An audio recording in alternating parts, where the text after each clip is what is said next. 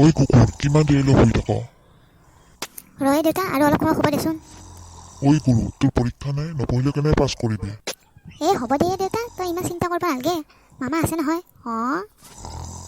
কিয়ে তোক পঢ়াৰ কথা ক'লে অকল মামা মামাকে থাকা দেচোন। নিজে নপঢ়িলে মামাই কি কৰিব পাৰিব? উঠ, কিতাপ পঢ় জল্দি। তয়ো যে আৰু দেউতা ইমান কামত দিবা পাৰা। মই কৈছোৱে মামা আছে বুলি, তই যে আৰু ইমান চিল্লাই থাকিবা পাৰা। হয় না? হেৰা, তোমাৰ ভাইৰাই তাক কি শিকাই থৈ গৈছে হা? তাক পঢ়বা কলিয়ে মামা মামাকে থাকে সি। তোক মামাই কেনেকে পাছ কৰাই দিব কচোন, হা? হেই দেউতা, তই মিছাতে খং কৰা দে। ঐ কুকুৰ, এতিয়া উঠ আৰু কিতাপ ল। কি যে দেউতা, হ'ব দে আৰ। আজি তোৰ মামাক সোধাই নেৰো মই। হেৰা, ফোনটো আনাচোন, ফোন এটা কৰো। দেউতা, নালগে দে ফোন কৰবা।